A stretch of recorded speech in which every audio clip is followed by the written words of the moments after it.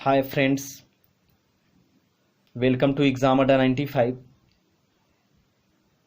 Friends, मैं दीपक साइगल उपस्थित हूँ साइंस के प्रश्न टॉप 15 प्रश्न लेकर। पहला प्रश्न है, मानव शरीर में यूरिया कहाँ बनता है? मानव शरीर में यूरिया यकृत में बनता है। यकृत को ही हम लोग लीवर कहते हैं। वही पूछा जाए मानव शरीर में रक्त कहाँ बनता है, तो मानव शरीर में रक्त बनता है अस्थि मज्जा में। और मानव शरीर में रक्त होता है 5 से 6 लीटर होता है। वही महिला में रक्त आधा लीटर कम होता है, यानी 4.5 से 5.5 लीटर के आसपास महिला में होता है। पुरुष की अपेक्षा महिला में आधा लीटर रक्त कम होता है। मानव रक्त का पीएच वैल्यू 7.4 होता है और यह क्षारीय है, क्योंकि 7 से ऊपर जाइएगा तो क्षारीय हो जाएगा। पेंसिल का लेड बना होता है किसका? पेंसिल का लेड बना होता है ग्रेफाइट का। ग्रेफाइट अधातु होते हुए भी विद्युत का सुचालक है, यानी बिजली पास करता है। तीसरा प्रश्न है, परमाणु की त्रिज्या और आकार कितनी होती है? परमाणु यानी एटम, परमाणु की त्रिज्या 10⁻⁻10 मीटर होती है। वही आकार की जब बात चलेगा तो 10⁻⁻15 मीटर होती है। परमाणु की त्रिज्या 10⁻⁻10 मीटर होती है और परमाणु की आकार 10⁻⁻15 मीटर होता है। 4 नंबर प्रश्न है, कुनैन प्राप्त होता है किससे? कुनैन सिनकोना के छाल से प्राप्त होता है। सिनकोना के छाल से प्राप्त होता है कुनैन। उदासीन घोल का पीएच मान कितना होता है? उदासीन घोल का पीएच मान 7 होता है।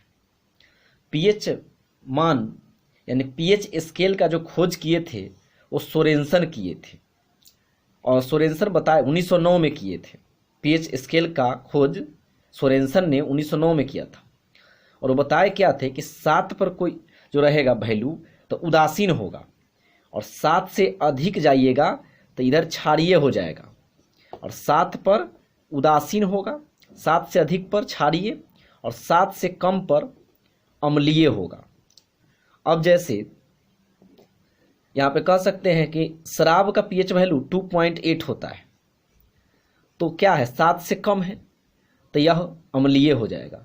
7 यानी कि जल का पीएच वैल्यू 7 होता है, तो जल क्या है? उदासीन है। लेकिन मानव रक्त का पीएच मान 7.4 है, तो यह क्या है? तो क्षारीय है। अगला प्रश्न है, सोना घुलनशील है। सोना किसमें घुल जाता है? तो इसका आंसर होगा अम्लराज। इसी को हम लोग एक्वारेजिया कहते हैं। एक्वारेजिया यानी अम्लराज को कहते हैं, इंग्लिश में एक्वारेजिया बोलते हैं। अब अम्लराज है क्या और इसका काम क्या है? अम्लराज 3HCl प्लस 1HNO3 का मिश्रण है। HCl हाइड्रोक्लोरिक एसिड और HNO3 नाइट्रिक एसिड, इसका मिश्रण है। और ये काम क्या करता है सोना? तो इस अपने अंदर सोना यानी कि इसको गोल्ड बोलते हैं, गोल्ड का संकेत Au होता है, और प्लेटिनम को अपने अंदर घुलाने की क्षमता रखता है। तो सोना घुल किस में जाता है? अम्लराज में घुल जाता है। अम्लराज क्या है?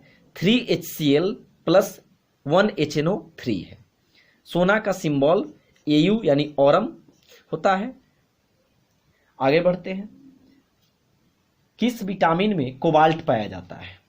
किस विटामिन में कोबाल्ट पाया जाता है? तो B12, विटामिन B12 में कोबाल्ट पाया जाता है, और B12 का नाम साइनोकोबाल्मिन होता है। अगला प्रश्न है, मनुष्य में कितने दांत 2 बार विकसित होते हैं? तो मनुष्य में 20 ऐसे दांत हैं जो 2 बार विकसित होते हैं, और 12 दांत ऐसे हैं जो अस्थायी रूप से है, जो जन्म के समय एक बार जो जमता है कुछ दिनों के बाद, है ना, वो परमानेंटली रह जाता है।